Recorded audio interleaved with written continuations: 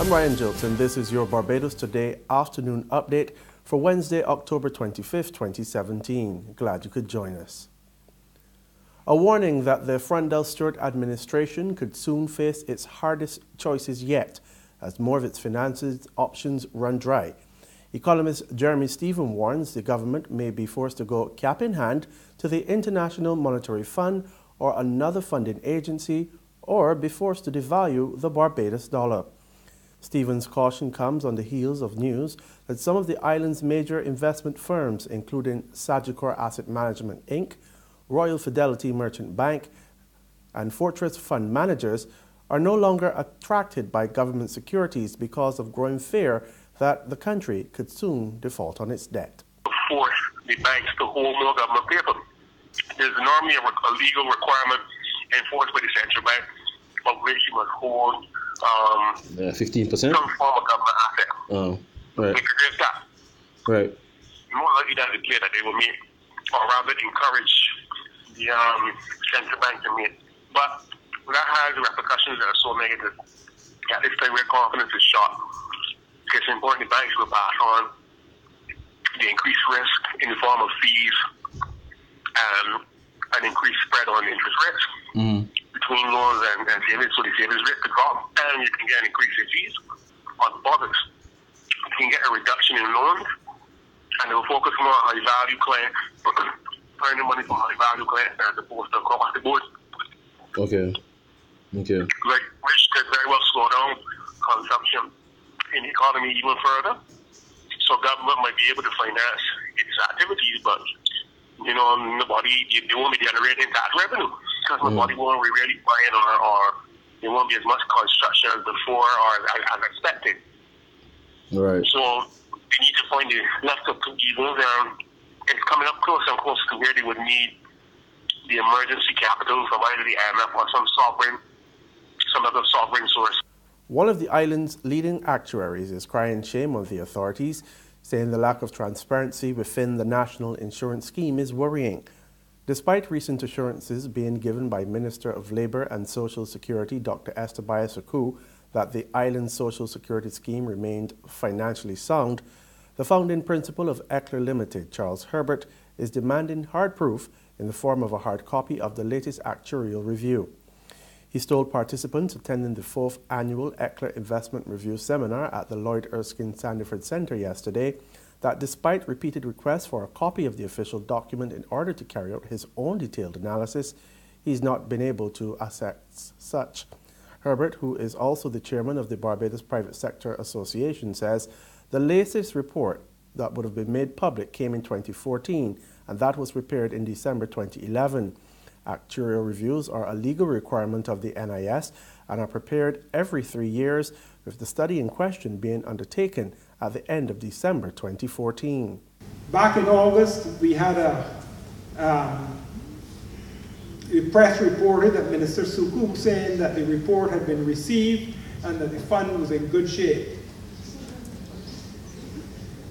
I have requested the report formally at social partnership meetings, and I have sent countless emails to the Director of National Insurance.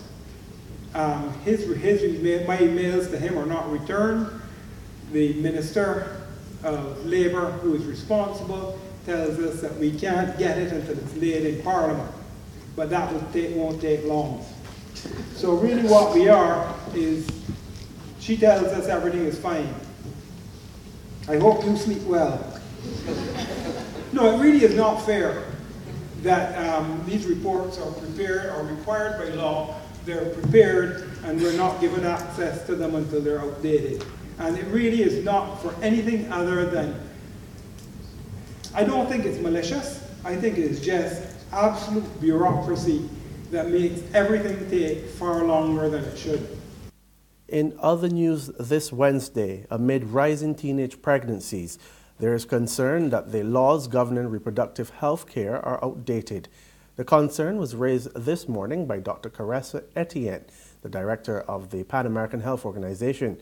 She was delivering a lecture this morning on the legal issues affecting public health care at the Cave Hill campus of the University of the West Indies. In the Americas, the age of pregnancy is often below the age of majority. This alarming situation requires not only special healthcare programs, but also a legislative response. Young people, both male and female, are sexually active, but they are often denied access to sexual and reproductive health programs without their parents' permission. When I was in Dominica, I was summoned to court.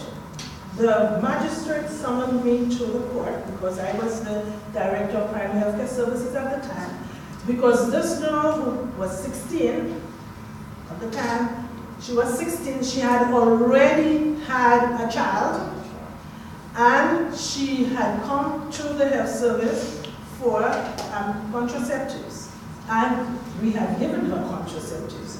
And the magistrate wanted to know on what basis we gave her contraceptives, because we needed the consent of her mother to give her contraceptives. This is a person who has already had a child. So we need to look at some of these things. So I say that the legislation that regulates access to health services should be reviewed with these issues in mind. Details are emerging on plans for next week's funeral service for former Governor General Sir Clifford Husbands. Sir Clifford, who served as head of state from 1996, succeeding Dame Nita Barrow until his retirement in October 2011, died at his home on October 11th this year. Funeral coordinator Senator Dr. Esther Barasaku announced today that Sir Clifford will be buried in the St. Lucie Parish Church next to his wife following a 4-hour service. The interment will be in the churchyard. You may recall that Lady Husbands predeceased Sir Clifford back in 2009 and was buried there in the yard at St. Lucy's Anglican Church, and Sir Clifford will lie next to his late wife there at St. Lucy. Dr. Barasaku also announced that the Governor General of St. Vincent and the Grenadines, Sir Frederick Ballantyne, will be in attendance. A period of mourning has been declared from November 1 to November 3rd, and books of condolence have been opened at the Supreme Court on White Park Road and his alma mater, Harrison College. Barbadians can expect more rain today and into the weekend. The Met Office tells Barbados today the flood warning, which was in effect from 4:30 yesterday evening, will remain, given that there has been little change in unsettled conditions overnight. The acting director of the Barbados Meteorological Service, Claremont Williams, says a tropical wave that was interacting with an upper-level trough has passed, but satellite imagery is showing signs of more instability in the weather. We did have a cessation in the showers during the night, but because of the instability that still persists, there still is the high probability that you will continue to see these outbreaks of showers from time to time. Now, the problem with that is that some of these showers could still be of the moderate to heavy intensity. So that in itself would indicate that there's still the possibility of flooding. To that extent, we have kept the flood warning in place for the time being. The Met Office is predicting rainfall accumulations of up to 3.5 inches and is urging residents in flood-prone areas to exercise caution and remain on alert. There's regional and international news after this short break. Join us from November 16th to 19th, 2017 for the Barbados Food and Rum Festival, where acclaimed Barbadian chefs and mixologists are joined by Chef Jean-Georges of the U.S., Chef Tom Akins of the U.K., Chef Chris De La Rosa of Canada to create dining experiences to delight the senses. Visit TicketPal.com and all TicketPal locations to get your tickets, and visit foodandrum.com for more information.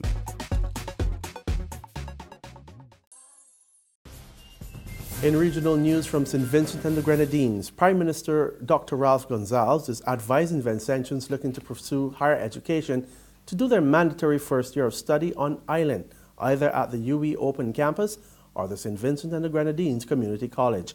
He says his government will not be able to fund students who opt to do prerequisite study overseas when they can do it at home, given the country's limited resources. You play the fool here, you ain't get 1 A level.